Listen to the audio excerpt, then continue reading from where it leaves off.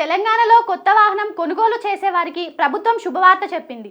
ఇకపై రిజిస్ట్రేషన్ కోసం రవాణా శాఖ కార్యాలయాల చుట్టూ తిరగాల్సిన అవసరం లేకుండా కొనుగోలు చేసిన షోరూంలోనే శాశ్వత రిజిస్ట్రేషన్ ప్రక్రియ పూర్తి చేసేందుకు వీలు కల్పిస్తూ రేవంత్ రెడ్డి ప్రభుత్వం కీలక నిర్ణయం తీసుకుంది.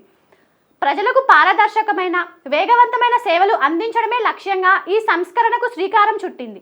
ముఖ్యమంత్రి రేవంత్ రెడ్డి, రవాణా శాఖ మంత్రి పొన్నం ప్రభాకర్ ఆదేశాల మేరకు రవాణా శాఖ కమిషనర్ ఇల్లంబర్తి గురువారం ఈ మేరకు ఉత్తర్వులు జారీ చేశారు.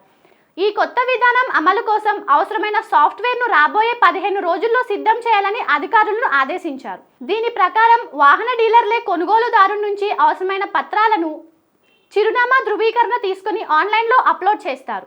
రవాణా శాఖ అధికారి ఆ పత్రాలను ఆన్లైన్లోనే పరిశీలించి డిజిటల్గా ఆమోదం తెలుపుతారు. ఆ తర్వాత వాహనానికి రిజిస్ట్రేషన్ నెంబర్ కేటాయించి రిజిస్ట్రేషన్ సర్టిఫికేట్ కార్డును నేరుగా యజమాని చిరునామాకు పోస్టులో పంపిస్తారు. ప్రజల సమయాన్ని ఆదా చేయడంతో పాటు ఆర్టీఏ కార్యాలయాలపై భారం తగ్గించడం, రిజిస్ట్రేషన్ల ప్రక్రియలో అవినీతికి అడ్డుకట్ట వేయడం ఈ కొత్త విధానం ముఖ్య ఉద్దేశాలని ప్రభుత్వం స్పష్టం చేసింది. అయితే ఈ సౌకర్యం కేవలం వ్యక్తిగత అవసరాలకు వినియోగించే కొత్త కార్లు, మోటార్ సైకిళ్లు మాత్రమే వర్తిస్తోంది.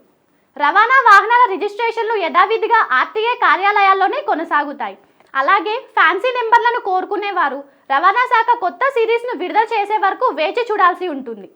తెలంగాణ వ్యాప్తంగా ప్రతిరోజు సుమారు 3000 వాహనాలు రిజిస్ట్రేషన్ అవుతుంటాయి. ఈ నేపథ్యంలో కొత్త విధానం అమల్లోకి వస్తే లక్షలాది మంది వాహనదారులకు లబ్ధి చేకూరనుంది. కేంద్ర ప్రభుత్వానికి చెందిన వాహన్, సారథి పోర్టళ్లను ఈ ప్రక్రియ కోసం పూర్తి స్థాయిలో వినియోగించుకోనున్నారు. డీలర్ల వద్ద వాహనాల నిల్వలను రవాణా శాఖ అధికారులు ఆకస్మికంగా తనిఖీ చేసే అధికారాన్ని మాత్రం ప్రభుత్వం తన వద్దే ఉంచుకుంది.